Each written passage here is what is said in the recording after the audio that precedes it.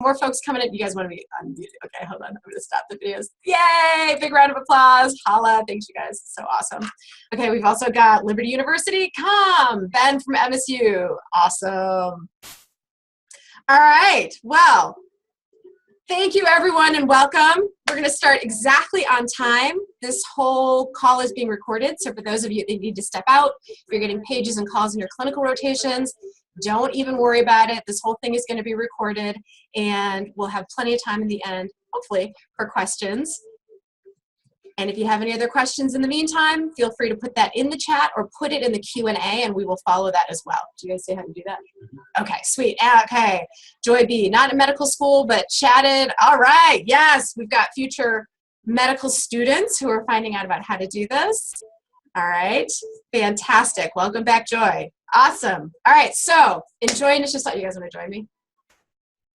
Sure. Quickly. All right. These students are amazing. Holla to MSU. Okay, you guys are fantastic. All right, so in typical Joy Initiative style, let's get started with our first shake, break, and dance break. All right, I'll just do it. All right, woohoo, everybody get up and we'll just do some quick dancing. Whatever you are doing, you guys, it's like Grey's Anatomy style. Just shake off whatever happened today that you want to let go of.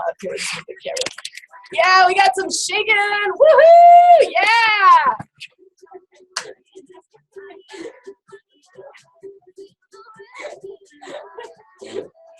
So for those of you that like to move your bodies and dance, this is going to be a really strong tip to make sure that whatever you're doing, whether metaphorically or literally throughout your application to medical school, to residency, I know some of you are athletic trainer students and you're even looking at, hey, how do I put together some of my interviews and pieces for getting into master's programs.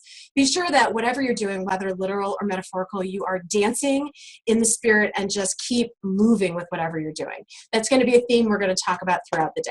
We've got a Q&A. Hey, we got Shanette here. Awesome. Okay, perfect. So I am going to, I think she's under Abhishek. Can we promote her to host? All right, so we've got, do you guys see the chat? Mm-hmm. Can you see if you can promote her to host? Ah, wait, I just did. Okay. Awesome. All right, so we now have 4 hosts for all of you for the next hour, hour and a half.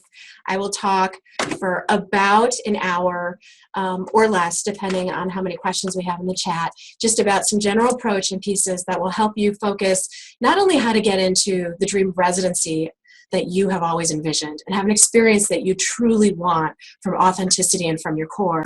But this is also for folks, if you're, for example, an athletic trainer student looking to get into a master's program, wanting to line up that perfect job, wanting to do anything different in your life that you just feel like you know it's coming, you know that you want this, and you want to make sure you're putting yourself in the best light and having fun doing that. So I'm going to give you a bunch of techniques and some things and some pieces here, and we've got some folks to make sure. Hey, Katya! Pacific Northwest, that's amazing. You guys are all doing phenomenally. It's like 5:30 your time. Okay. And please put in the chat. Oh, DMU, fantastic. Turo, holla, that's where I went to school, even though I'm here in Michigan. California, that's where I went to school. Fantastic. All right. So can everyone also do the Q&A? Please put in the text in the chat if you have any questions about how to use the Q&A. Asip from Toro, awesome. And John from OUHU, come. Okay, fantastic. All right, so I'm going to share the screen, and let's make sure that we've got everything we need.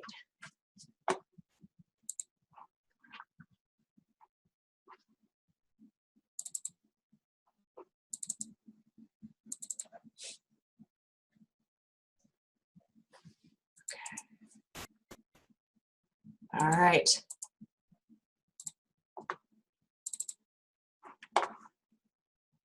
Okay. Can you guys see the screen yet? Not yet? Okay, so if I hit share screen, do you see the screen yet? Not yet. Okay. How about now? Can folks see the screen? You guys can see it? Okay, perfect. And I cannot see the chat. So you guys can see it? Perfect. All right. Let's get to the right view here. Okay. Fantastic. You guys can see everything all right? All right. And where is my chat? Do you know how I can see? Let's see. Oops. Now you see, do you guys see a bunch of, no, you don't see. Okay. Give us just a minute here. Okay. So if you guys can just send any messages. I am unable to see the chat right now, but that is fine. We'll get back into it in just a few minutes. All right, so I'm Dr. Rose. I started the Joy Initiative program, which is started as a residency research project in happiness and well-being in 2010, and it has since become a program of free coaching for you guys as students, mentoring, as well as a formal elective on the art and science of happiness and emotional resilience for medical providers. What I'm going to be talking with you about today are one of the pieces that I've been hearing from you guys is mostly as medical students that have been quite stressful, and that has been about residency and getting into the program that you really want to get into. And did you guys see the slide? Did it advance? You have to make it full screen. The full screen, okay. Did it work? No. Oh, how about that? Did it work? Did it advance? It has to be on the back. Oh, okay. Hold on, give us a second. So you don't see any slides advanced? We see this. We see whatever's on that screen. On this screen? On the left screen. Okay. Okay. Hold on, you guys. Bear with us. I'm going to stop sharing. I'm going to go to the other side. Okay. So if I hit share screen and I go to the right side, it's going to show this, and then I can move from here. Does that sound good? Okay. All right. You guys can see now this screen? Perfect. All right. Fantastic. Thanks for bearing with us. And Dr. Bear raised her hand. Okay, perfect. So if you have questions, you want to type into the chat, by all means, just do so. Here we go. Okay, perfect. Financial disclosures, some folks who had sponsored me, shout out to Matt Maeda and Soma, as well as Jeanette and COSGP. Thank you so much for helping put the word out for this. I have no financial disclosures. I am technically not even sure if I'm getting paid for doing this. I have no corporate sponsorships or anything of that nature. I am really just here for you. I have heard from countless medical students that you guys have been stressed out, particularly this past year, on a level of stress that I have not heard or seen in all of the years that I've been mentoring you guys as medical students. And I'm here just to hopefully help create a space where you can find peace and just be a voice of reason and calm. I'm not here to endorse or go against anything administration is saying or giving you as advice. My perspective is to look at this from a life coaching perspective and help you just have a place and a sense that whatever you're doing, you're going to be okay, and give you some tools so that you have ease along the way. Here's an overview of some of the things that we're going to talk about.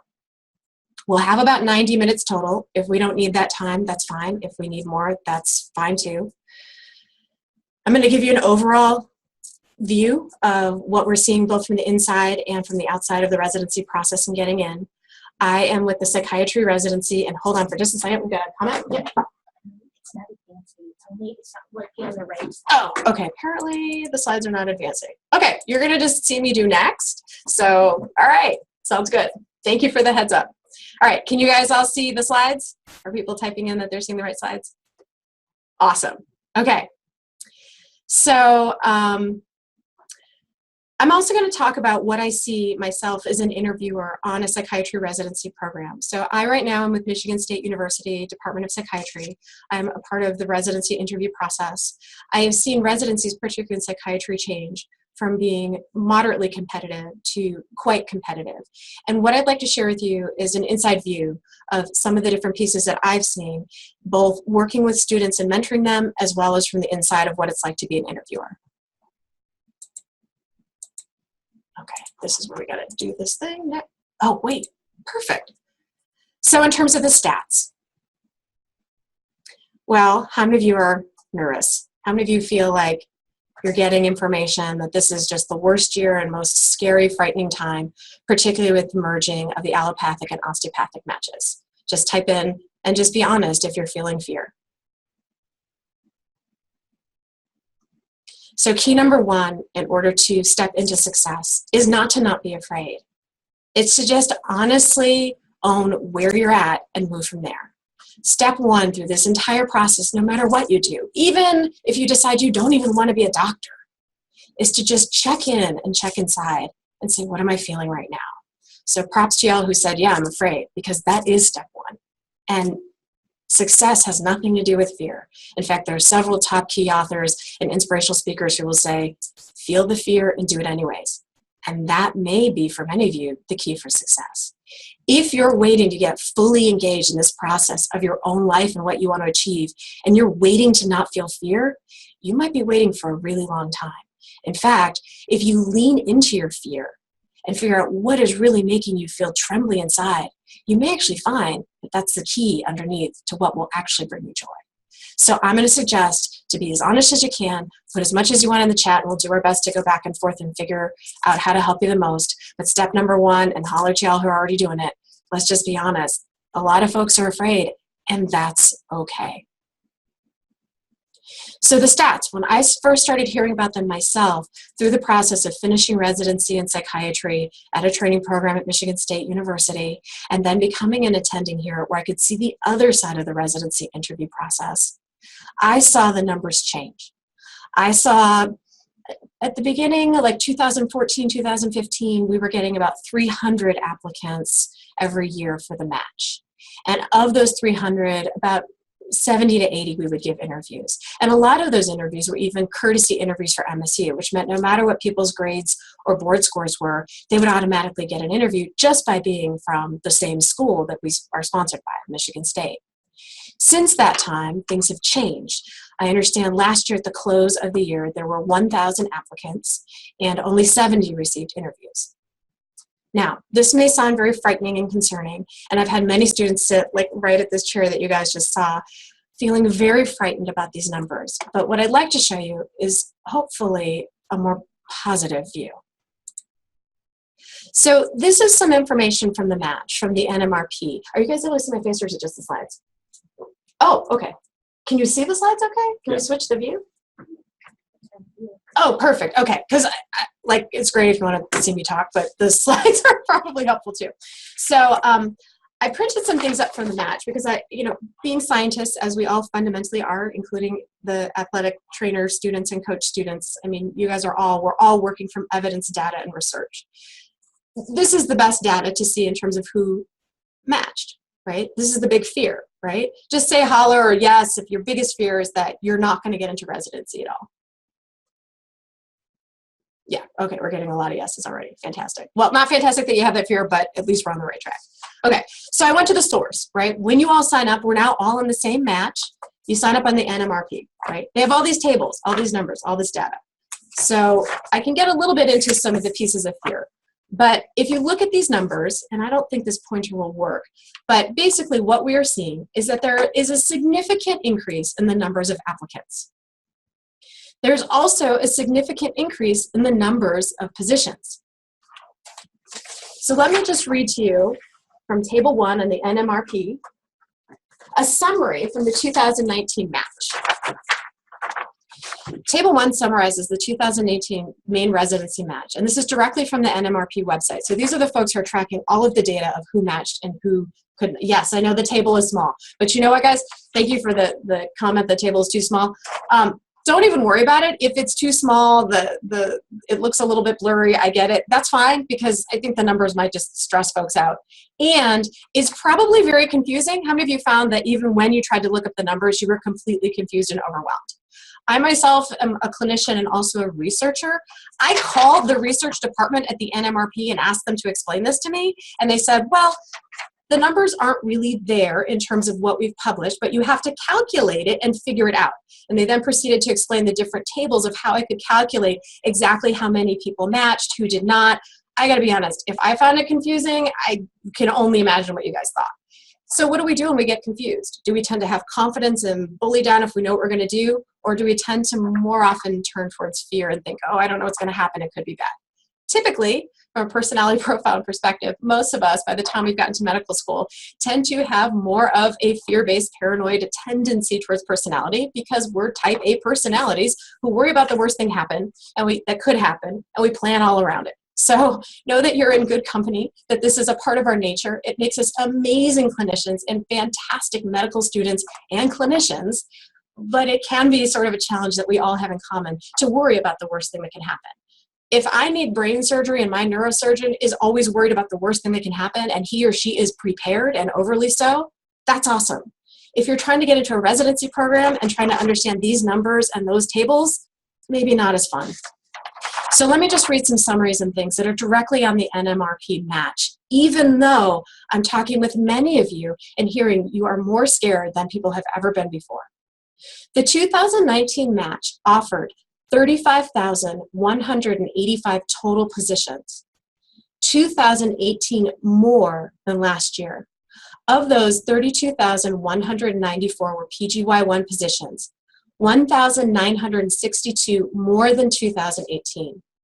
The total numbers of positions and the number of PGY positions were at an all-time high. All right, I'm going to turn to table 2. I apologize in advance if you can't read it, but let's just leave it at there were a lot of numbers. Oh, this is table 4. Okay. The second table I'm referring to is table number 4. It's on the NMRP match information. Let me read this as well. The overall 2019 PGY match rate was 1.3 percentage points higher than 2018, the highest rates of match since 1993. Do you guys get that?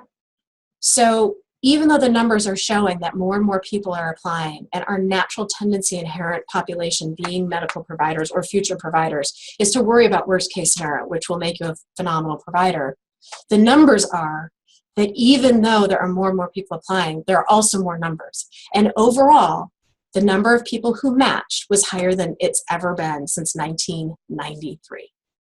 How many of you found just that alone to be comforting? Okay, we're getting some lukewarm. All right, fair, fair, fair. All right, so throughout the process, what is your job? Number 1, your job is to remain calm. I'm going to suggest this throughout the process, whatever you are doing, particularly for the athletic trainer students, and I really encourage you guys to type some things in the chat if you'd like to add. The best way for you to present and do your absolute best is to do your best to remain calm. This will increase with a concept that's called peak flow and peak performance, right? So the less resistance you have internally, the less resistance you have in your thoughts, the more you are going to be at your maximum peak performance. And maybe have some fun if you can. That's everyone's hope.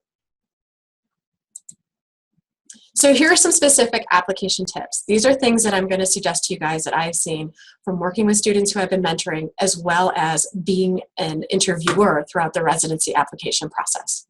Number 1, be authentic. You absolutely, above all else, must completely be yourself. Now, I'm not saying that if you interview with me or anyone else that you should start talking about what you bought for groceries and the sob story you're having with your boyfriend or girlfriend or personal things that may feel inappropriate.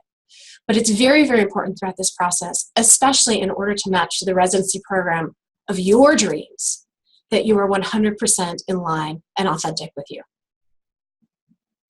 I recently met an attending who stated that in the 80s she was applying for residency. No, I think it was the 70s. She was applying for residency. It was at a time where the locker rooms were labeled nurses and doctors on each door, which she figured out pretty quickly meant nurses were for the women's locker room and doctors were for the men. She was a female medical student in the 70s. She said that she interviewed at a program where someone started asking her about children and having families and priorities. She said she looked them square in the eye, she walked out, and she never went back. She actually then later, weeks later, received an apology phone call from the admissions committee apologizing for this person's behavior. However, she has stayed completely true and authentic to who she is to this day and never regrets leaving that interview. Whoever you are, whatever is most important, be sure to be authentic to who you are. In order to get into the residency of your dreams, the first part is to be authentic to you. Step number 2, do your research, right? So just like I was showing you guys the research match information on the NMRP, and I called the data research guys to say, hey guys, you're doing the stats, tell me more about what's going on behind these pages. Do your research, okay? So what does that mean? That's gonna mean, for example, if you're a surgeon and you're applying to a surgical residency, you may want to speak like the other surgeons, right? Now, I'm not saying don't be authentic. Number 2 does not actually conflict with recommendation number 1. But just like a match site for relationships, you want to match. So you want to do your research on who these people are, right? So for example, if you are applying to a surgical residency and you want to be an orthopedic surgeon and you're interviewing primarily at a research clinic facility, don't start the interview talking about your kids, your favorite food, your astrology signs. Those things are all interesting and could be fun, and you may find someone in a different practice, in a different residency program, who would love to talk about those kinds of things. But make sure that from the beginning, you've done your research on the culture of this program and what's most important to them. Second, just like matching in a dating process, look at the program missions and guidelines. Every program will have very clear missions written all over their website.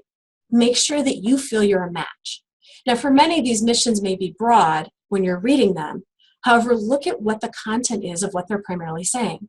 Are they focused on research? Are they focused on compassionate patient care? Are they focused on innovations and doing new things? Whatever that is, make sure that you emphasize how you are a good fit and completely in line with that mission, assuming that you are. Because if you're not, you may not want to apply to that program. Second, speak their language, right? So just like you may not talk with the surgeon about personal information. Okay, we've got a question here. Give us just a second. So personal information that may be overly sharing in some settings, in another setting it may be. So let's say, for example, you're in a family medicine residency and you're interviewing with the program director. The program director, let's just say she's a woman. And let's say she has tons of pictures of her and her 5 children, right? That may be an appropriate time to say, hey, you have kids, they're so beautiful, that's wonderful, I have a kid too, blah, blah, blah. You can actually start talking about that, and it may give you some bonding, and you may get to have a feel for whether or not this would be a good fit for you. There could be plenty of circumstances and instances where speaking about your personal life and disclosing things that are appropriate for professional interviews could get you really, really connected, and you could do quite well. Just make sure that the people that you're talking to are the right audience. Let's see. Yes, do your best to figure out who these people are and speak their language. And it's the same thing for the athletic trainer students and folks who are not necessarily looking to get into a residency program at this time, but you may be looking to use these tools, right? So do your research, find out as much as you can about the program, and then make sure you're in line with that. And then make sure that you emphasize how you're a good fit for that program.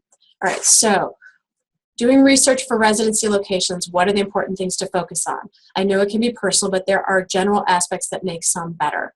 So we're going to get to that for key number 2 and point number 2 and in the next few slides. So for whoever just asked us questions about doing the research on the locations, be sure to put back in the, was it Q&A?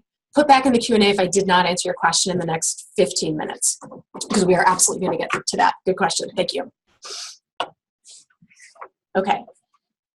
Does that make sense? So for example, at MSU, this program will emphasize serving the community that we serve here at Michigan State. So for example, one of the questions that I was asked was something to the effect of, did I see myself staying here? I was very honest and said I didn't necessarily have a plan to stay at Michigan State, which is completely true. But I did end up staying here because I had a National Health Service Corps scholarship program that if there were enough underserved communities that I could serve and continue my service requirement, I would stay. To which they said, actually, you're a great fit for the program because we have tons of underserved communities here at Michigan State. So do your research and just make sure that the programs you're looking at are a good fit for you. And then make sure that when you're interviewing, you're projecting that being in alignment with them. Tip number 3. I'm just getting through the slides here.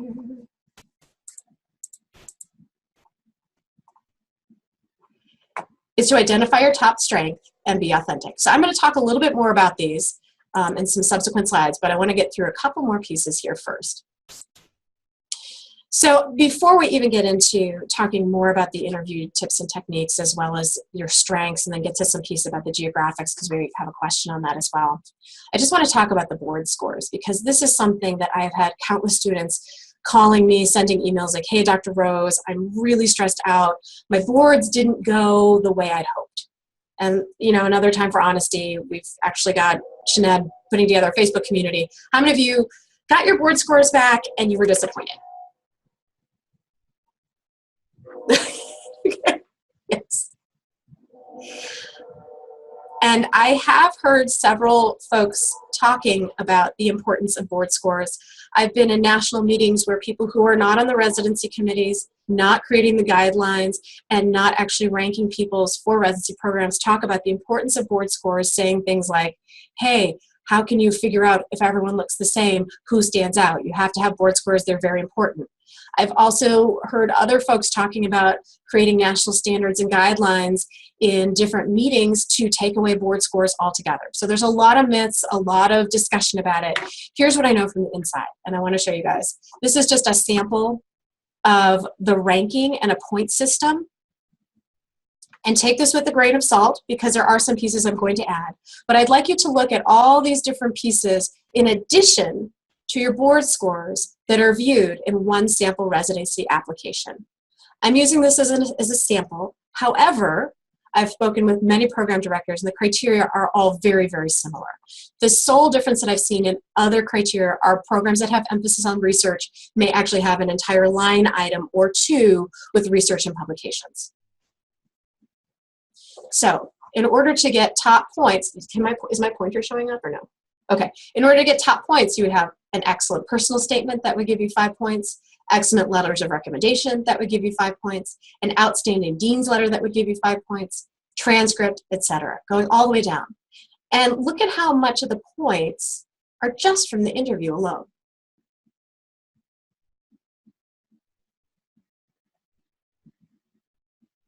Right? And on this application, the board scores aren't even listed. It's actually incorporated under a subcategory of the Dean's Letter MSPE.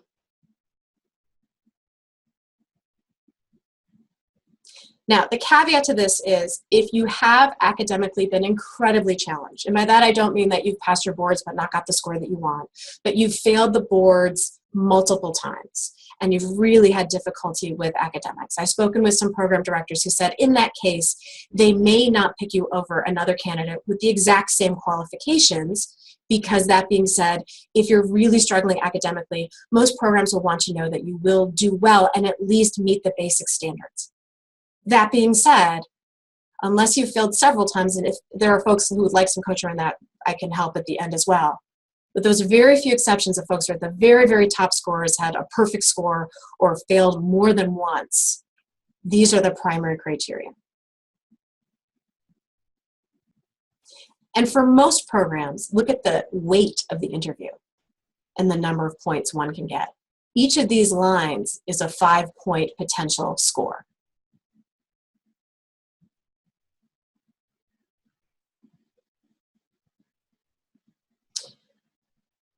So how does the process work?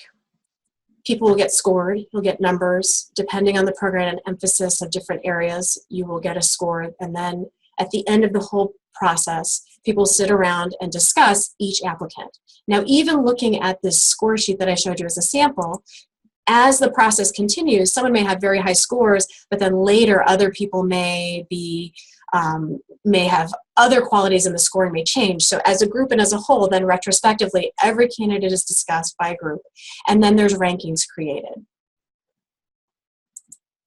Looks like we have more questions. Okay,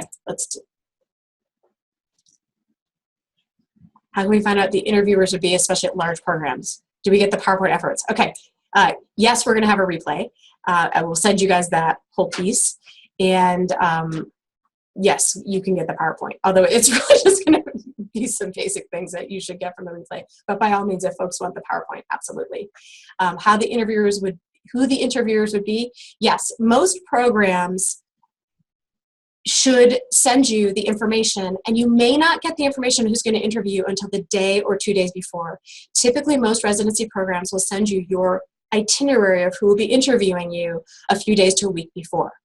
On occasion, whoops, on occasion, no worries, a program will send you that list and give it to you in person when you open the folder, but you're still going to have some breaks and some opportunities to look some of these things up. So you may have one random interview where you don't know who you're seeing until you walk in, and then just do your best, because you can still research who's a program director, who is a program chair, who are the main players in the programs. It's obvious. Go to their website. They're all over the web. Who's speaking the most? Who's publishing? Do research on the program.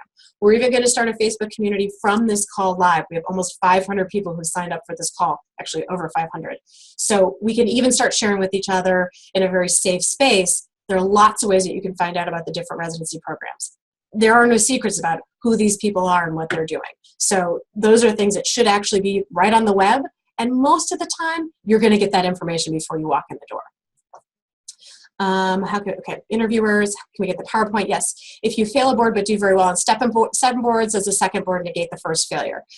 So I can't speak for all programs. Again, I'm giving you guys generalized information, but yes, I can say particularly if you did very well on one of the boards. For example, you just barely failed step 1, but you did incredibly well on step 2. And you say, hey, look, my mom died, I had a horrible life, it was just a terrible time. I retook these boards, or I took the second step and I did incredibly well. You raised your score significantly. Then yes, absolutely. And I'm speaking from experience. I haven't told tons of people this, but I actually went through a horrible, horrible time in my life for about, well, total 7 years, but an incredibly challenging time for about 1.5 years. And I actually failed my boards.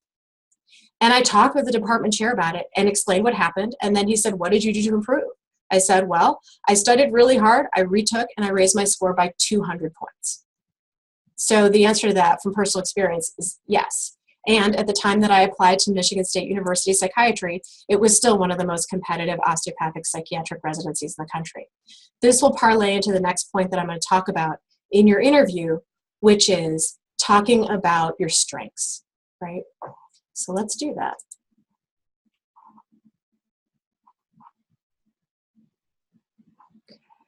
It says on the application service ACGME, they do take the red flag on applications on a failed attempt. Yes, and I believe for people who've lost your class to boards that at some of the schools is actually being changed because some of this is now being discussed as problematic. All right, so now I'm going to show you guys a video from a department chair. Oh, come on, video. Can you guys hear it? 600 applicants for the psychiatry program. Maybe 100 to 150 people. From my position as a department chair, I mean, if you lots of residents, people begin to blend into one. You cannot keep track of 100 people separately.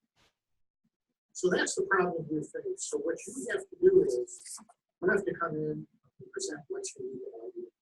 It's got to be something, whatever it is. It doesn't have to relate to psychiatry or whatever field you want to get into. It's got to.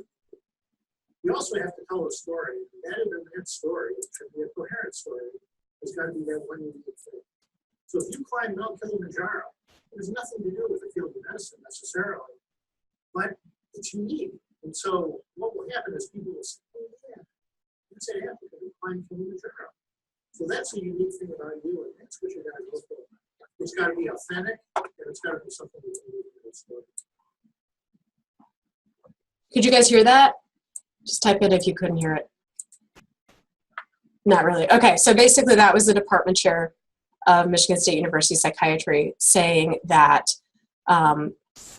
everyone starts to look the same and that you have to find something that is unique about yourself and make that really clear and make that who you are and what you talk about the most. He said, for example, if you've climbed Mount Kilimanjaro, you want to say that and let people know because that's memorable.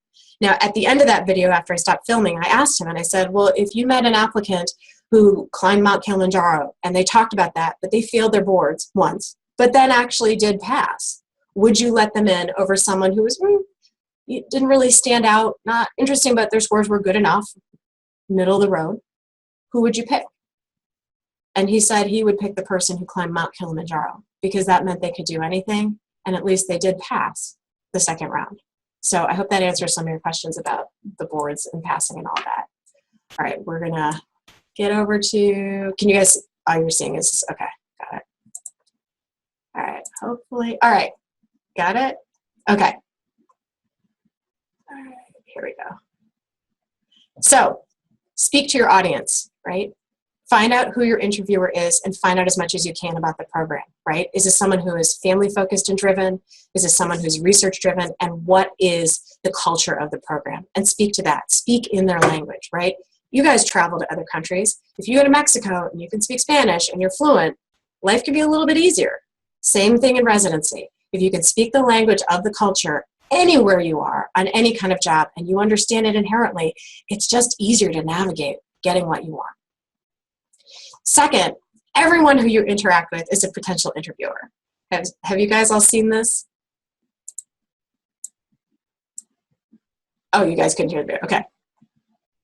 So yes, thank you. Thank you, Kyra. Exactly. So you guys may or may not have started checking on group chats and different Facebook groups and messages of like, hey, I was at this program and blah, blah, blah. Every single person you interact with is an interviewer. The program coordinator, the program receptionist, the front desk, the student who's volunteering and helping do folders. Every person that you interact with at the program is an interviewer. So keep that in mind and know that all of the feedback of your interactions with people, particularly some of the primary care-based programs and psych, they're going to all come together and talk about that. So if you are very friendly and warm and bubbly and have a great interaction with the department chair and you think, okay, I've nailed it, I'm totally going to get into this program. And then you spill your coffee and you have a bad moment and you're really just feeling kind of testy and you get a bad email from a boyfriend or a girlfriend and then you kind of bark and get really rude with the program coordinator and you just, that's probably not going to help you with your interview. And just know that everyone you're speaking to is a potential interviewer, especially in the smaller programs. But even in the bigger ones, I've heard that this is true. In fact, I've spoken with program directors who intentionally have a trick where they will ask people to work on a project and solve a problem. They will make the problem unsolvable and then leave the room to see how the team interacts. So everyone is an interviewer. And you may get tested unexpectedly, so be on the lookout. Research your interviewers, like I mentioned before, and identify your target market. Have you guys ever heard that term, target market? Okay, so what does that mean? So target market is looking at what it is that you want to bring in, right? So for example, let's talk about toothpaste, right? How many of you have like your toothpaste and you just like that brand? You really don't like a different brand, right? I've worked as a dental researcher in some of these places. We have all these little teeth and do all kinds of incredible dental research. And I can tell you, having done research at UCSF for many years and looking at the actual chemicals, that 98% of the chemicals in what's in these toothpastes are the same. And yet most of you will have your toothpaste that you just love and you kind of don't like anything else, right? Yeah, okay. This is what many of you look like, unfortunately, without identifying a special strength to us when you're applicants. There's a few people that like barely squeaked by and a few people that did amazingly well on boards and scores and everything else. But everyone else, just like Dr. Megan had said on this video, people start to kind of blend. Everyone's in 20 different clubs. Everyone's in this club for, you know, being into psychiatry, doing surgery, osteopathic, all different kinds of clubs. And I've mentored some students when I asked them, like, tell me about you. Who are you? What's important? I couldn't even understand at times what they were trying to say because they had so many different things they were trying to do. They were so overwhelmed and trying to do so many different projects and programs. They couldn't identify the one thing that made them unique. So start thinking about that now. Maybe you get feedback with a common theme from your friends, from your colleagues, from attendings, something about you that people just kind of say, yeah, that's uniquely you. And then you want to look at what is your market, right? Just like toothpaste, right? So some of the marketing, it's about, oh, sensitive teeth, oh, minty fresh breath, right? Again, like most of these chemicals are all the same. But you want to look at what it is that you want to do and start thinking about how can I speak in the language of what I want to market myself and speak about the one thing that's unique. So identify your top strength. We've got a lot of folks here from MSU and you've taken the class. And I started to talk about this. What is it that makes you unique, right? So just like Dr. Megan had spoken about, if I have an applicant who barely passed the boards or even failed their boards the first time, but did pass the second, and they climbed Mount Kilimanjaro, would I let them in? His answer was absolutely. That'd be amazing, especially if they had a good personality and I got along with them. Think about what your strength is. Here are some samples. And I want you to make this strength your theme.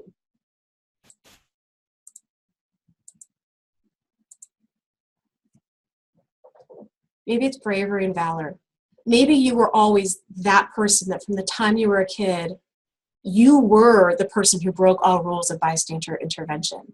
If someone went down on the ground, even if you were a kid and tons of kids were standing around, you were the one who rushed to their help, and you were brave and you had valor. And you didn't care about social constructs or what other people were doing or thinking.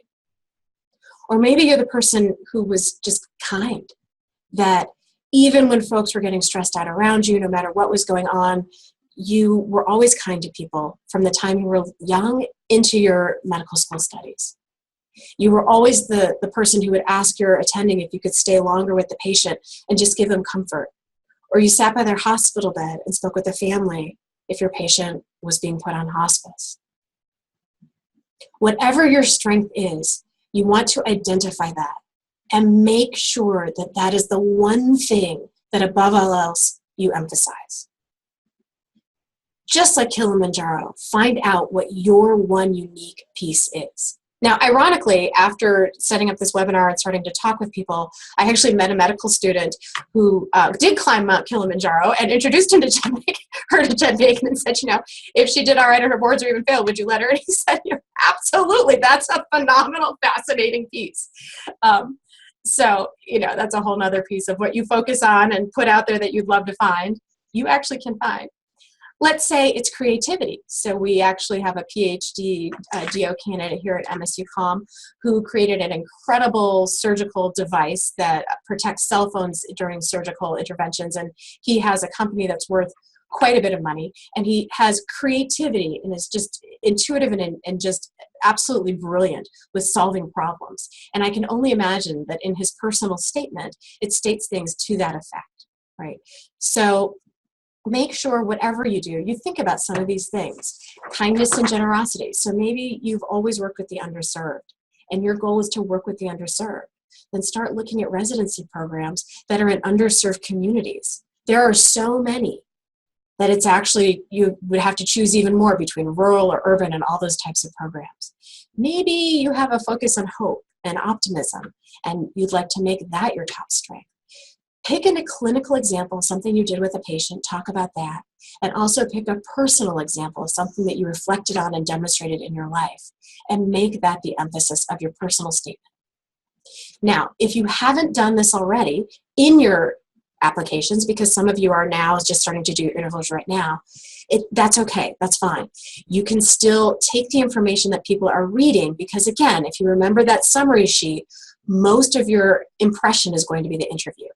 Even in the programs where the interview is not weighted quite as heavily as that sample program, it's still going to leave a lasting impression on you, right? If you hold up a piece of paper and say, hey, look at this green square right here, right? What's everyone going to look at? The green square, right? Not the piece up here all over. So even for those of you that have already turned in your applications, you're like, oh my goodness, my personal statement talks about 15 different things, then just mention that. Say, hey, I know I talked about a number of different things because I'm very enthusiastic, but what I'd really like to talk about is my enthusiasm. And then use one or two specific examples that make you memorable.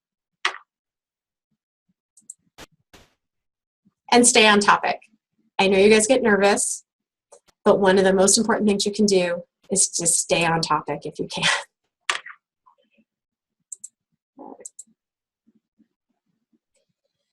And the last part of tip number 1, in terms of identifying your strength, just like someone who's trying to sell patent leather shoes that are bright, bright red to the right market.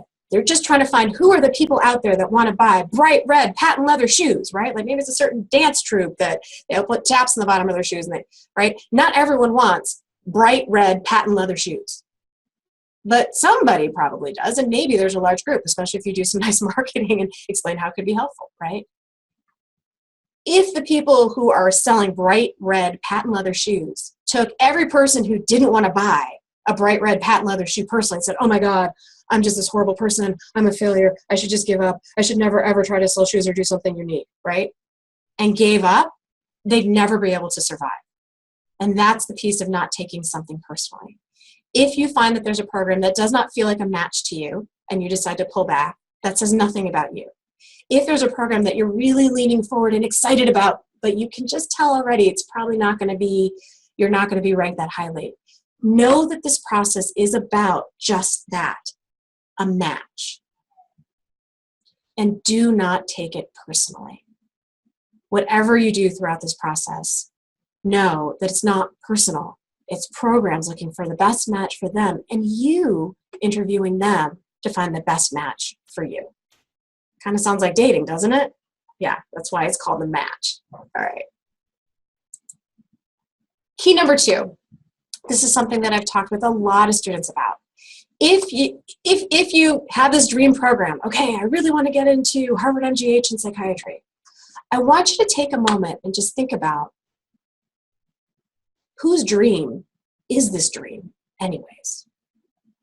I put this big headline. We had tons of people passing this webinar around, how to get into the program of your dreams, the residency program of your dreams.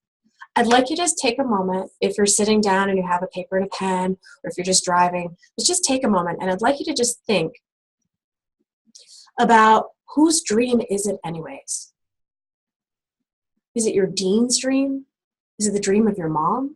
Is it your partner's dream? Or is the dream program an experience you're looking for truly yours? Now, for some of you, none of you, it is. But if you're feeling like kind of Sisyphus, you just keep going up the hill and then you're going further back and going up the hill and going further back, you may want to take a few moments to reflect on the core quality of experience of what the dream program actually is that you want in your life. Not a name, not a reputation, not a fulfillment of some unlived dream of a family member, but you and what you want at the core. So that gets back to one of the original questions with geographics. I'm going to go out on a limb here and say, if your dream is to live in Hawaii above all else, and you don't care what kind of doctor you are, you kind of want to do primary care, probably not surgery, but you don't really care. Your true dream, your whole life has been to live in Hawaii full time, whatever it takes. Then you may want to apply to a few different specialties of programs all over Hawaii if that's your dream state to live. I'm not going to say that that doesn't mean you can't move and do different kinds of things. Absolutely. This is about you assessing what's most important to you. And for most people who get into medical school, the specialty of what they start studying with most focus is what's most important. But for some of you, that may not actually be true. It may be geography. It may be closeness to family members. It may be certain people in a program that even though you never thought you'd be interested in this particular specialty, you started to feel inspired and you were with like-minded people, even though that was never a specialty you'd even considered. So I want to encourage you as you're thinking about things like your strengths, what's authentic to you, what's most important, putting it together in a concise, clear, focused, fun, and calm way. What's your strength? Put it in the context of what experience are you looking to get and what's most important to you. And I'd like you to just take a few moments, if you got a pen and paper, to just jot it down. What are some of those things? And even put it down in the chat. Like, what are some things that are most important to you in your residency program?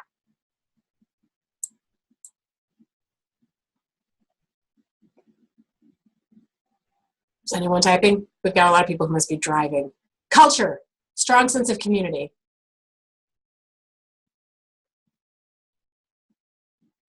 Diversity. Location, close to loved ones.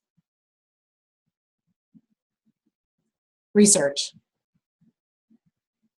Perfect. Are you guys starting to see? Yep, support for indirect career goals. Kind doctors to learn from. Community, living with family. Happiness of residents. Exactly. Particularly because a majority of you watching this call by demographics are going to be interested in primary care, feeling like you're a part of something bigger and making a difference. Well, what specialty could that be, right? Anyone. Happiness of the residents, absolutely. And if you don't have an answer, and that's part of the reason for the pause in the Zoom chat, I'd like to encourage you to just take a few moments on your drive home, when you're getting up in the morning, if you have any practice in meditation and journaling, to just start to think about the core experience of what's most important to you. A good life for my girl, who is the one pursuing medicine. Family-oriented environment between attendees and residents, right? So you may be someone who's interested in internal medicine, but you just find all of the peds residencies that you're applying to for where you want to live really feel like the most supportive environment. You may find yourself applying to peds residencies and find yourself being really happy.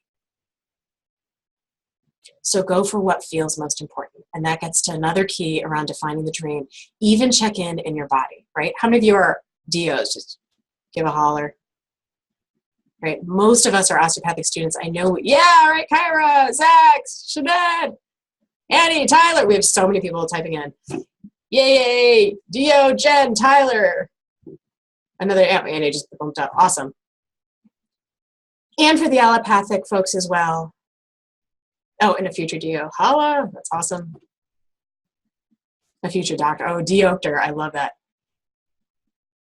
This is a piece that whether you are coming from a background of allopathic or osteopathic medicine has become increasingly acknowledged throughout life coaching, and that's to just check in, right? How many of you had these moments where logically it didn't make sense that something was going to go wrong, and yet you just had this feeling? You just had this feeling as you were driving down the street and about to turn to just stop. There was a green light, it didn't make sense, but everything in your body just said, I need to stop, just push the brakes, and then someone right in front of you went right in front of your car. Could have been a bike racing by, could have been a pedestrian or someone zooming by, or even just a car, right? We know from osteopathic tenants and for the osteopathic friendly and interested allopaths and future physicians, clinicians, and athletic trainer students that getting the feedback from your core and from your body can be very, very important. So even just take a few moments and get present in your body and start to check in about what feels expansive and comforting to you when you're interviewing at these programs, right? That's going to give you some more keys to the true core experience of defining your dream, not just in residency, but in every other aspect of your life as well. So you could do a writing exercise of daily practice, including mindfulness and journaling and self-reflection. I've already had some requests to do some of these talks monthly or on a more regular basis about other topics. I'm happy to do that. And at some point, we can also eventually do some mindfulness and journaling exercises if folks would like. All right, now I want to talk with you guys because people have really been worried and freaked out about the match. There is an insider secret, and it is the second match. Type into the chat, how many of you know what the secret second match is? And I'll give you a hint. It's not the scramble.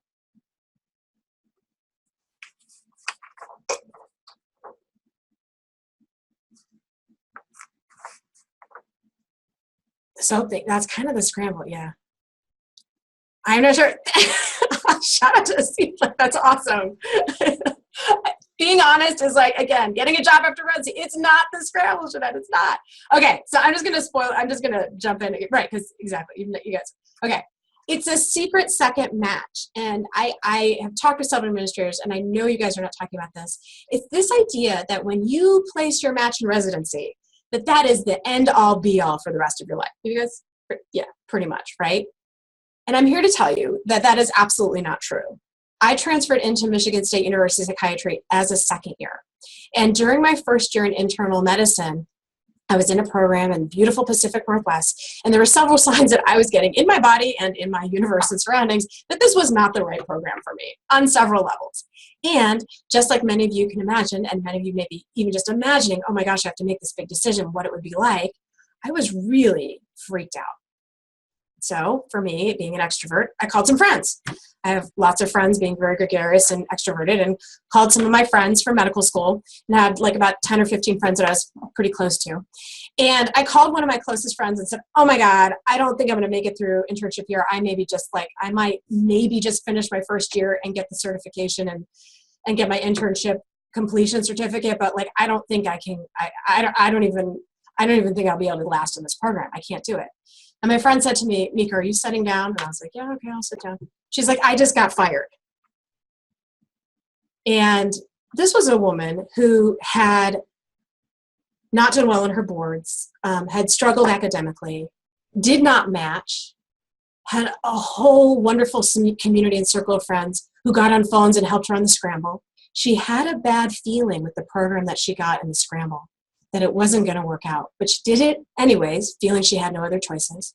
Her dream program was psychiatry and to do child psych. She ended up taking a program in peds thinking, well, I can do peds and then eventually switch over and do child psych. And then sure enough, 7 months into her program, that gut feeling that she'd had all along proved to be quite true. And she was fired from her pediatric program in residency, mid-residency. She then decided to take the entire year off afterwards, went hiking. I think she went to maybe the Himalayas, discovered meditation, mindfulness, found a whole different way of viewing her own life and her own world. She reapplied to residency. She got into the program of her dreams in Hawaii. She also was then fast-tracked and accepted into a child fellowship, and she has graduated and become an incredible clinician, remains a dear, wonderful friend, and is practicing holistic psychiatry, dually accredited in child and adolescent and adult psychiatry, which was always her dream program. Having had incredible background, including pediatric residency experience that helped her become an amazing holistic doctor. I also found that I personally wasn't as interested in internal medicine as I thought, and also took some time off, applied to residency programs, and ended up at Michigan State University in psychiatry, where I never thought it would be, but I'm now talking to you guys in these programs, talking about emotional resilience and joy and osteopathic well-being, things that I never thought I'd be doing as well. And I have to say, the end of my first year in residency was also not pretty. I have another friend who I called, and I would say 7 of my 12 closest friends all ended up being in a different program after their first year. So the insider secret of the second match is that so many people switch during their first year and nobody's talking about it. So I had another friend who was, I can't remember if this friend was fired or if he just quit, but he left the program. The experience was dismal. I met him with a friend of his in this new program that they were both in, doing an NMM, Neuromuscular +1 fellowship. His friend, who was a female, this woman said she had gotten fired from her last program. It was the worst experience of her life. She explained it as one would predict, as incredibly traumatic. But the two of them ended up getting really close as friends in this residency program, having the shared experience of a horrible internship year in their residency. They ended up falling madly in love. They are now married with 2 children, and they're happily teaching at a major medical university. I have another friend who called me in distress saying like, oh my gosh, Mika, I'm about to get fired. I don't even know what I'm going to do. And I heard later through my circle of friends that she actually either got fired or something happened that that brought her close to training at an unexpected, unfortunate end. And a few of us said, hey, and this was back like, about 8-10 years ago. We all just kind of said, hey, why don't you just be the weed doctor? Like, people are doing it. You can make a ton of money. You kind of love weed. Like, just be the weed doctor. Like, you be you, Forget the residency. She actually ended up doing that. She started her own YouTube channel where she just started videotaping herself at her desk and had such a huge following that just this year, she got an offer from Simon & Schuster to author a book on being the medical cannabis physician. And she's well on her way to be a best-selling author. So I just want to let you guys know that there is this secret second match that people aren't talking about. It's such a significant phenomenon that MSU typically has 1 residency slot. It's unadvertised for second years, so that almost every year or every other year, we have a second year who's transferred in from another program or discipline. So just know, this process feels really stressful. It actually works itself out beautifully, even through the worst of circumstances. Jen, yes. When do you make connections through rotations? Yes. And Shanette is going to post a book online. Do we see her? Wow, that's super comforting. I'm so glad. Yes. You guys are going to be fine. I'm giving you the stats in the beginning to let you know that demographically, y'all are going to be fine.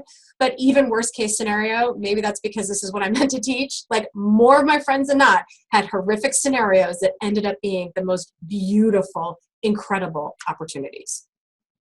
And if you pick a program that's amazing and you stay in it, like, go you. Okay, so not the scramble. Okay, final key. Key number 3, and oh my gosh, we were staying within the time frame. Why doesn't anyone ever talk about this? I've always been worried about I know, right? But okay, you guys, I made this reference in the beginning. It's just like dating, right? Like you start dating someone, you're not going to marry them right away. I mean, you know, there's a lot of people who get lucky.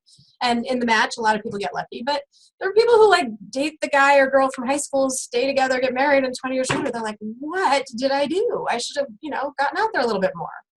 So just know that the interview process is like dating, and we hope that you match in kind of an accelerated process, and that the residency process, realistically, from what I've seen on the inside, is probably like a hybrid between Married at First Sight and Match.com. Somewhere in between, you'll find your way. But no, from what I've seen and I'm seeing, you're going to be okay. All right, so key number 3. This has been awesome. You guys are such active type chatters. What is the most important question you can ask in life to determine your happiness?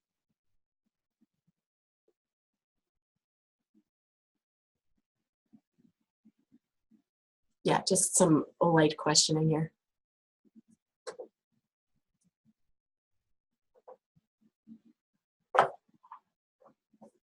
What would I rather be doing? Possibly. Although, Katya, if that is your question, you may want to check in and see if you're doing the right thing, because we can talk about that a little bit when we talk about peak flow. If you're wondering what you would rather be doing while you're doing it, you're probably not in peak flow, and you're probably not doing that one thing that you love. What I couldn't do without, that's great. You guys are all listening on these discussions. Fantastic. Am I fulfilling my purpose? What wouldn't I do? Yes, exactly. These are all beautiful. Well, I still want to get up in the morning after the worst days. How can I make the most of my time? These are beautiful. I hope that these are getting recorded on the Zoom chat. Okay, so key number 3, this is actually from Einstein. The most important question you can ever ask in your life to determine your own happiness is if this world is a friendly place.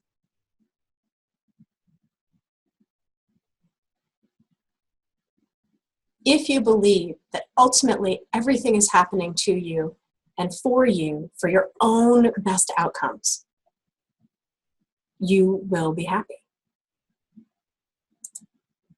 And this is amazing because I just pulled up this quote and I wasn't even thinking of the context of our times, but this is one of the few things where I actually will just read a slide. For if we decide that the universe is an unfriendly place, then we will use our technology, our scientific discoveries, and our natural resources to achieve safety and power by creating bigger walls to keep out the unfriendliness and bigger weapons to destroy all that which is unfriendly. And I believe we are getting to a place where technology is powerful enough that we may either completely isolate or destroy ourselves as well in this process. Einstein wrote this many years ago.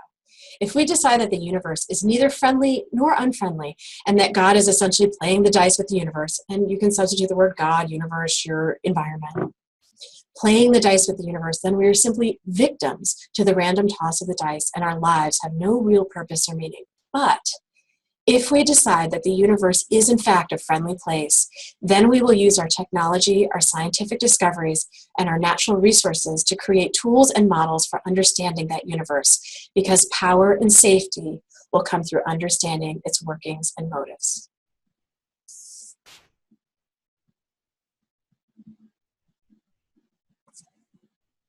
So if you decide that your surrounding environment is a friendly place. And yes, Jen, there are some environments in the medical profession that are not friendly.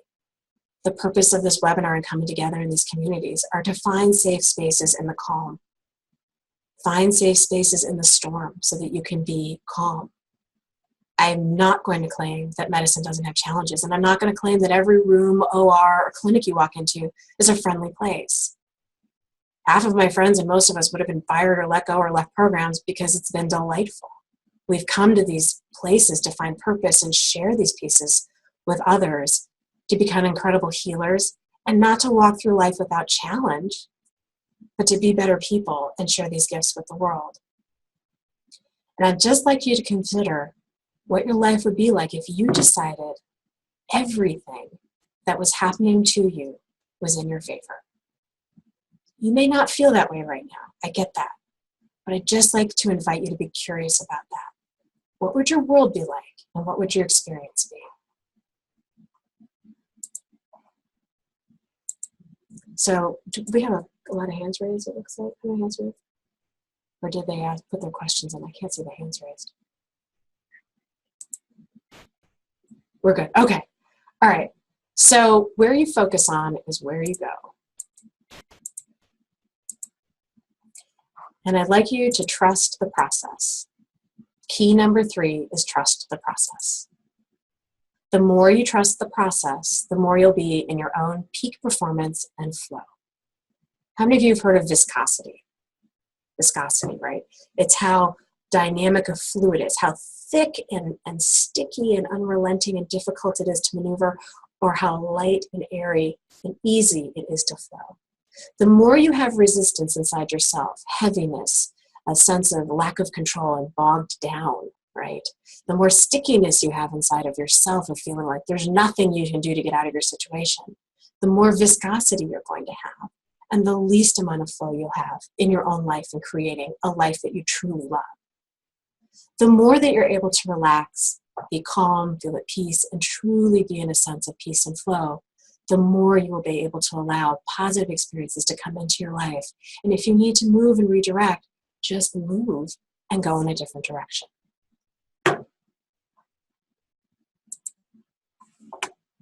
And for this last tip on the inside, from the insider source, what I've seen with a lot of folks who have been struggling with mentors and all advice, the other common piece I get beyond people not knowing that the match and what you do for your first year doesn't have to be a big deal, it may not be, it may change, is when you're getting advice from someone, you're getting all these different pieces of information, right?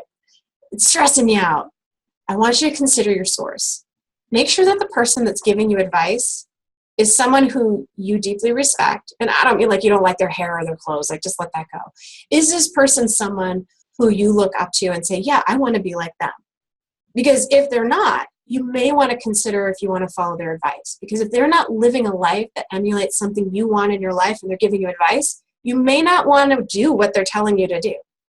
Second, if they don't actually have information or are in a position to speak of the advice from which they're giving, right? So for example, if someone who is not an author, is not a writer, is not a marketer, and has never had experience with best-selling authors starts telling you, okay, you need to write a book about this, this, and this is how you need to do it, but that topic's not going to be successful, and I just know, and you need to do X, Y, and Z, and they have no experience or expertise in the field, you may want to just question the source.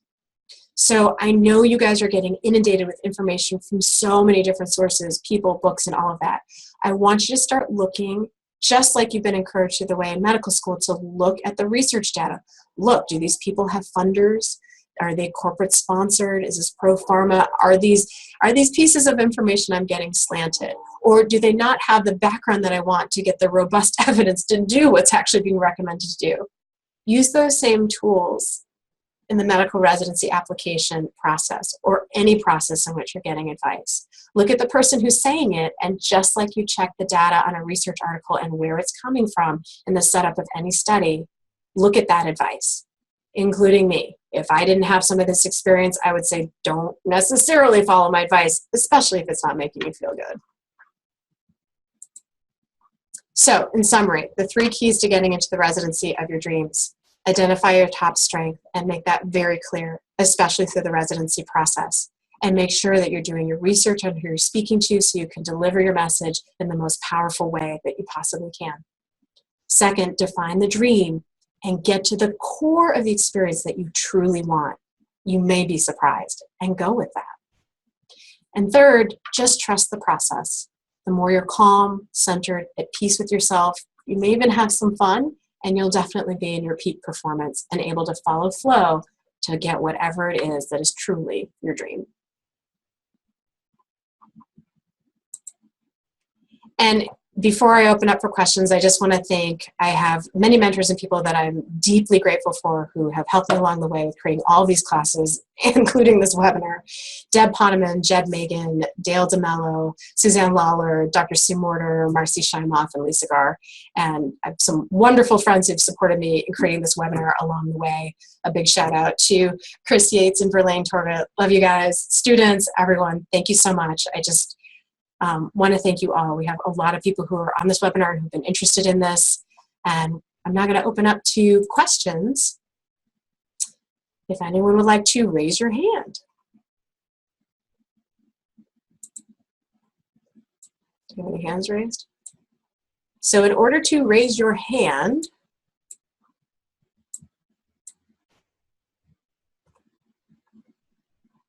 go down to, there is a section that says participants. You'll see like little pictures of faces and shadows of people. And click on that. And then you will have a section at the top next to your name where you could just hit raise hand. Okay, I think we had one person raise their hand. Okay, Matthew, I am going to promote you to panelist. So in order for me to ask your question, you'll need to hit accept. Sound good? Matthew, be joining the webinars. Okay, Matthew, can you hear us? And feel free to stop video if you're like not wanting to show your pajamas. Or come say hello. It's okay if you want to share video. We'd love to see you. Sure. Can you see my face? No. All right. Just hit start video. Oh, wait, it's about to start. Oh, no. You just muted. No, I'm using spacebar to speak. Oh, okay. All right. So we went to a new school, and you talked about trusting the system. Our school is run by a few people who played what we called the gotcha game, and we ended up losing about 1 out of 4 people. So my question is, how do you trust the system after experiencing that and having everyone study? Got it. Yeah, and I think I'm not sure if I've spoken with a few other people from the same program or the same thing. Can you give us a little bit more information on just the gotcha and what that means? I think I have an idea, but. Oh, they exerted their power over us by, throwing darts at their PowerPoints, and then people who studied for the boards ended up flunking out of medical school. People who memorized the PowerPoints passed the classes, but they did poorly on the boards. Got it. Okay. And then thank you. Shanette is also saying join our Facebook page before you log out. So for those of you who aren't sticking around for the questions, that's great. We'll send out a replay. We have a Facebook page set up to help answer some of these questions and start connecting each other with support. So I just want to back up here for a second because you said something very interesting, and this is part of the process. You said, you quoted me as saying to trust the system. Were you talking about your school?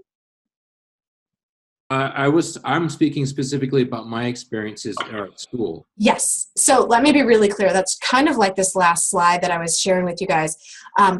If you're in a program that just doesn't feel right, that you don't feel is supporting you, that you're feeling that you're just feeling is putting you in the wrong direction, I am not advocating that that is your universe. That may be one aspect of it, right? But that may be sitting in at a restaurant, which you may or may not decide that, time is out, you're really late, you got a kid with you and you got to eat, but like none of the meals look good, you're just going to do your best. Or it looks so horrible and you're pretty sure that if you order the food, whether you paid for it or not, it's going to be poisonous and you're convinced of that, then you may need to walk out. Right? And I don't know the specific of your program. I'm not giving specific advice either way. But just to be clear, I'm not saying that every medical program and every training program that's out there is going to be an experience that in its entirety you need to trust. I'm talking about the entire process of your surroundings and environment. And it's an interesting piece, right? Because Matt, can I ask you, you're gonna have to touch your space bar again so we can hear you speak. Do you feel like your entire universe right now is this medical school? No, thankfully I've gotten out of the didactics part, so I'm with clinicians now. Okay. So what do you want to do to change your experience? Well, that's a good question. I want to succeed and get into a residency. Okay. Can you complete the program and just get through? Yeah, it's finishing and staying alive essentially. Okay, and I'm just going to assume from what you've said that even though people were dropping like flies, you weren't one of the ones that got dropped. Is that correct? No, I didn't fail anything. Oh, okay. So if 1 of 4 people are getting chopped and having all these horrible things, you actually figured that system out and figured out how to survive. Well, I passed the boards. The problem is the grade wasn't that great, so I'm studying for step 1. Okay, but you passed. Passed, and there's still a road forward for me, but... Yes. So, and are you an osteopathic or an allopathic student? Osteopathic. Okay, so I'm going to encourage you to focus on your strengths. I'm not going to pimp you and say, put the 4 osteopathic tenets in there. Okay. If you're focusing on strengths, what would you draw on? Just based on what you've told me so far. My work experience. Yeah. And it seems that you have a really good ability to look at the worldview and figure out how to get by. Yeah. Okay. I want you to focus on that, right? You have this incredible ability to take perspective and take steps from there.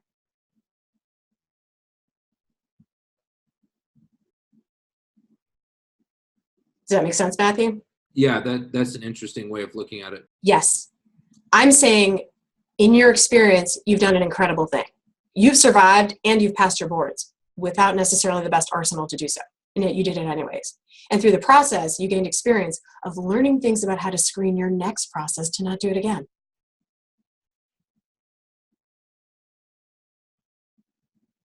All right. Does that sound good? Sounds Keep good. us posted and join the group.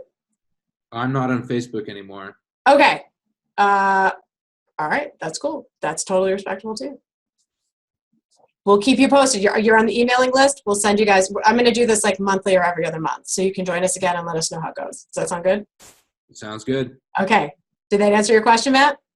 Yes, ma'am. All right. Anyone else? Okay. And I'm going to answer some questions. Will the recording be sent afterwards to our email? Yes.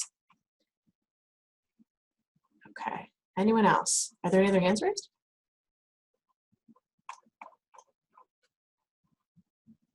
I think we're good. Okay. Anyone else? Any brave souls have questions? Katya. All right. So Katya, you need to accept. And then hit unmute audio. And we still can't. Okay, Katya, you're here, so we're gonna unmute you. And right before we have you ask your question, a seat had asked Dr. Rose, when you were talking about the second match, you mean as an intern in your residency, can you apply to residency programs again? Yes. The answer to that is yes. I'm talking about your internship year. The secret second match is that you can do your program somewhere else after completing your first year, or even if you don't complete that first year. You can repeat and do it again. How many credits you get from different programs is completely variant depending on program. I did a full year internship year in internal medicine. At MSU, I got full credits for a year of internship. In other programs, I was told I'd get none. Other programs, I get 2, 7. It totally depends on the program. But yes, you can change. Okay, Katya. Hi, can you hear me? Yes. Okay. When I put in that, like, what would you rather be doing? Yes. You gave an interesting response, and I was thinking along the lines of like, well, I wouldn't rather be doing anything, and just kind of like having a self-check of like, is this really what I want? Yes. But then you said something about peak flow and like creating an environment for peak flow, and could you elaborate a little bit on like what Yes. you mean by that? Like Yes. peak flow? Absolutely. So one of the things you said that's key here in this whole process is that you'd rather be doing nothing, right? Tell me more about that. What does that mean to you?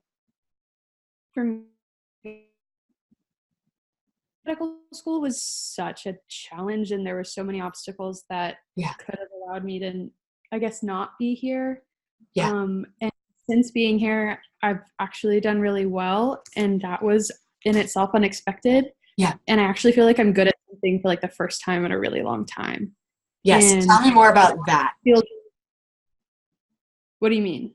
So you said you finally feel good about it for the first time in a while. What were you doing? Well, I feel good at something. I just feel good at something. Like I feel good at school. Okay. What changed? With maybe you don't know, but do you know what changed? I think I really don't know. I think passing my first few exams in medical school really kind of changed my confidence. And the fact that I've never failed one has also been confidence building. And confidence is something that I as a type A neurotic, anxious medical student, not really something that really came easily. But yeah, I feel good about where I am as a student right now. And the idea of boards coming up is really terrifying because the MCAT did not really go well for me and I had to take it twice. That's fine. That's fine. You saw what I said about the boards and all of that, right? Yeah. Okay. So let's go with that piece where you started to feel better again. The one piece that you talked about sounded like what you were saying was validating. Are you a person who likes words of appreciation, feeling validated? I like words. I also like affirming grades, even if I don't get the words. Okay, Because, so you want to be able to see tangible results of what you do. yeah, for Okay. sure. So that's one thing that when you get, you feel good. So what I want to encourage you to do, and all of you guys can do this, this is a habit tracking list. Do you keep a journal or do any kind of writing or journaling? Yeah, I used to keep a bullet journal, but now I just kind of, it's kind of like a bullet journal. It's a passion planner. Okay. Oh, awesome. Was it the panda one? I saw a few of those on Amazon. Oh no, it's all black. I'm not very sparkly, but Okay. All right. So I want you to bullet journal this. Activity. How did I feel before? How did I feel after? taking a picture. Okay. Whatever it is, right? So if you're like, wow, I just felt really cruddy. I don't know what happened. I was talking with a friend. I went out for lunch and then I just did this thing for the last 4 hours. I don't know what it was. And now I feel cruddy. And then you're looking at your activity. You can do a whole bullet journal on this, right? Like do color coding, all kinds of things, right? Yeah. Oh, wait, I was doing patient care and I saw a bunch of borderlines. Maybe I don't want to see people back to back with borderline personality disorder, right? Just as one example. Oh, I was feeling kind of cruddy because I just saw borderline personality disorder folks who were like really kind of difficult to treat for 4 hours. And then I was feeling terrible. And then, 2 hours later, I felt amazing. I'm just checking in. What activity was I doing for those last 2 hours before I just realized, holy cow, I felt amazing. Oh my gosh, it was Zumba. Right? So you guys all have seen like those food log journals and nutrition logs where you're going to log every piece of food and calorie that I think sometimes you guys have had this for nutrition counseling or something and some of your wellness programming. I don't know. I just heard some interesting story of tracking calories. But you can actually do this to identify the core qualities of enjoyable activities, right? So there's certain things you're seeing in your tracking that you feel terrible after doing them. Like, do them less. And if you see things that like, wow, after I do this, I feel amazing, like do it more. I did this for myself and started doing Zumba like almost every day. And I exercise now like 5-6 times a week, even though after residency, I didn't exercise hardly at all and gained 25 pounds. And within a year, I took off like 25 pounds just by doing this and doing more of what I loved because I realized I felt really good. And now I do it like regularly and it's awesome. So keep doing more and more of that. And as you track it more and more, you'll start to identify more qualities and activities that you really like. Okay. And that may even help you with figuring out what you want to do for residency, right? You just keep checking in. How did I feel after that? How did I feel after that, right? And peak flow is that time where you said, I'd rather be doing nothing, not from apathy or not wanting to be active or have activity, but peak flow being it's like time just freezes and goes by. Have you ever read like an amazing book where you're like halfway through the night and you didn't even realize that you've been reading 350 pages? It was just that good, right? Like for me, it was like The Hunger Games. Those books were amazing. But we all have experiences like that. Maybe it's being with a close friend. Maybe it's like dancing and you do it for hours and you're sweating. Oh my gosh, all this time went by. Maybe it's like writing in a book or journal. Maybe it's just sitting by the ocean and just being. Right? If your favorite quality is just the absence of doing and just fully being present, there are plenty of professions where listening as a core quality and exercise can be a quite lucrative and enjoyable field. So start identifying the qualities, characteristics, and experiences that for you make you feel phenomenal. That's really helpful. Thank you. Awesome. All right. Thank you, Katya. All right, any other questions? We're coming up close to the time. This is an initial screening process using level 1, step 1 scores. There can be, however, if you have passed by the second step, you should be okay. If you have any concerns, you can also contact the program. And if you're very, very concerned about your academics, I'd recommend getting some informational interviews, making sure you get good elective rotations with places that you want, and have people mentor you and work with you within the programs you want to get into. I have seen people, even in competitive programs, who just really connected with a few great mentors and phenomenal programs, and they've still gotten in because they had great mentors and they worked incredibly hard to demonstrate that they could make the academics. This is answering Yunja's question. All right, do we have any other questions before we? I have a technical question. Yes.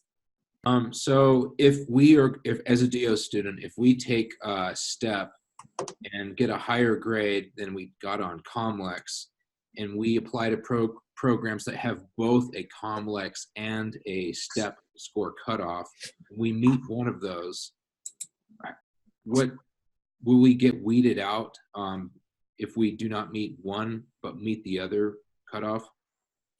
So I can't answer specifics for every individual program. Some of that is going to depend on discipline, right? So I'm not going to sit here and say, if you failed one set of boards and you're applying for Harvard MGH orthopedic residencies for surgery, are you going to get weeded out? You probably are. If it's a family practice program in some of these places that I know Sinead was going to post Sinead, can you post that to our chat too and then put it on the Facebook? Where you see there are actually a lot of open spaces. It's a program that's not particularly competitive. It may be a place where you know people and have some internal connections. Then the answer may be no. It may be just fine. It really depends on the individual space, the circumstance, the residency program. And again, getting back to that step one, doing your research, the emphasis of training in the program. If it's a research-based training program where the scores and the boards are incredibly important and they add more points on their grading system, then you may be weeded out. But if that's not your strength and your forte, that may not be the best program for you either, right? This is about fit. This isn't about you being good or bad if you don't get into this program. If it's not a good fit, like, putting a round peg into a square hole, and not so great. Well, my understanding is that the cutoff is an automated thing, and so the interviewers would never even see your application if you don't meet all of the criteria. So that may or may not be true in each individual program, and again, I can't speak to the programs, but what I can say is that if you make personal connections on audition rotations, there are very few things that cannot be overcome. Sounds good. Do you get what I'm saying? Yep. Okay. So you keep us posted, Matt. You're really going to be curious. All right. So we've got time for just one more call. I'm going to call on Jen with 2 N's. Jen, please accept being promoted to panelist. All right. Matt, we're going to put you. Yep. Okay. Perfect. All right. There's Jen on. Jen. Okay. Perfect. Can I unmute you? Can you unmute yourself? Okay. Jen. Hello? Hello. Last Hi. question. Yes.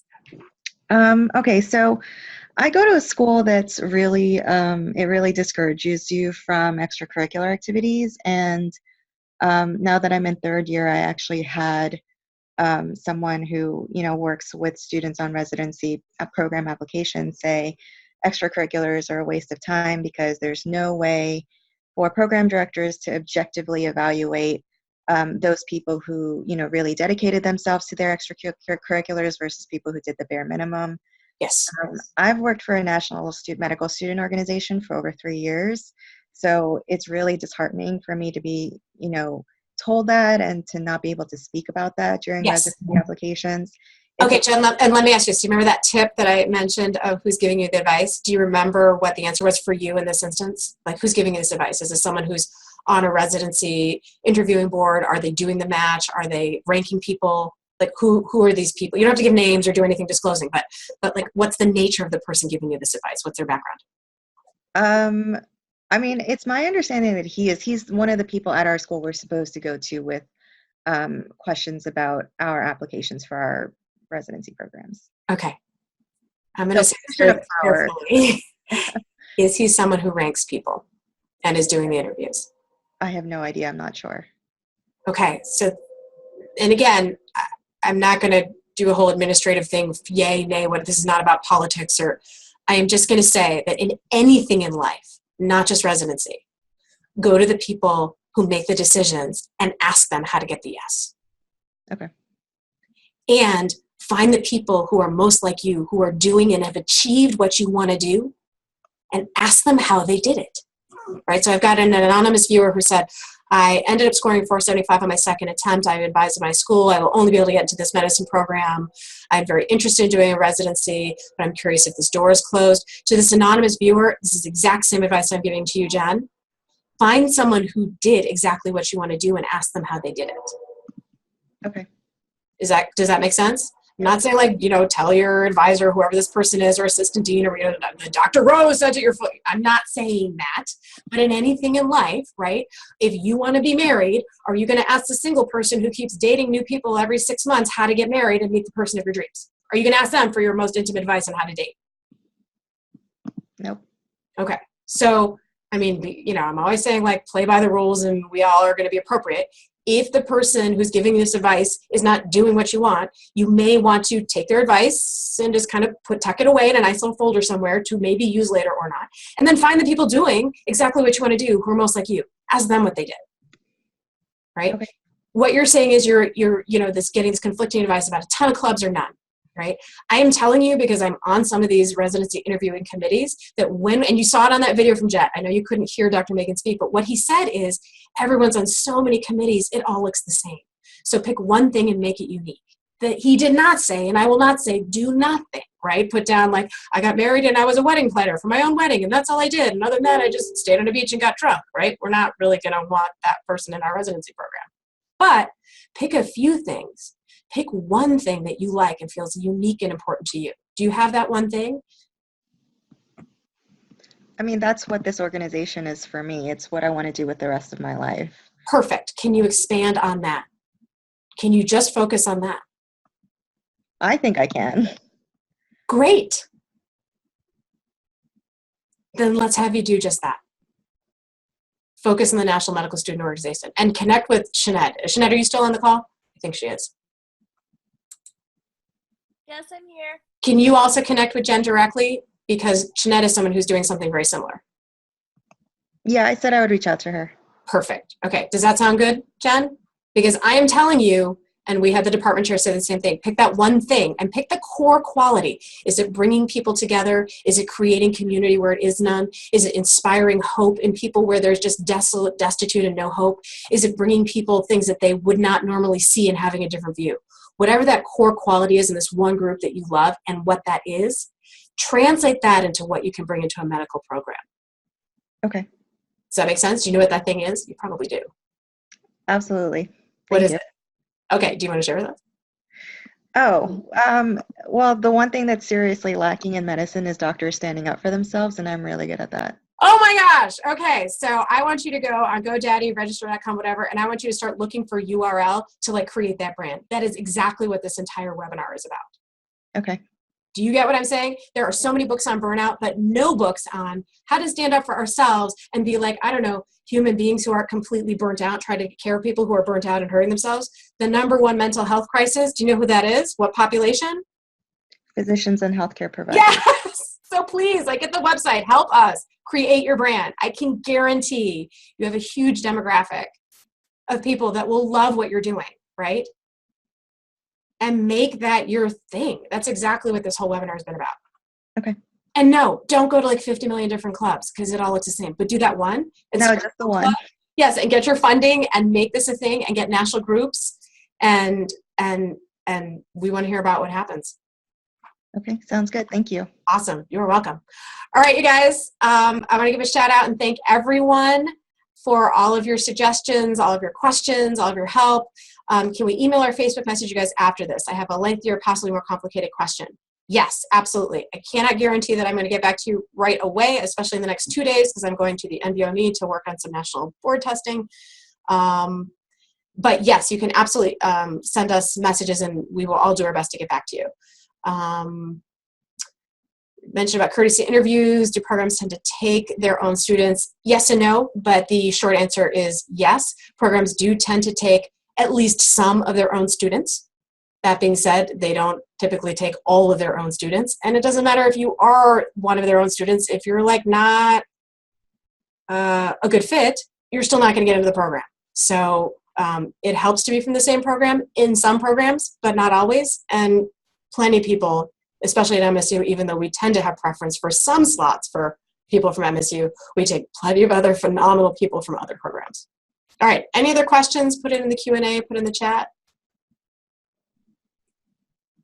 AOA programs, advice on couples matching, does it hinder your chances of acceptance? Facebook, screening process. Okay, awesome. Thank you, Zach. All right, great. So if you have any more questions, feel free to just send us some messages on Facebook. I will do my best to get back to you guys and rock out. Thanks so much. Hope you have a great night. Thanks everyone for joining us.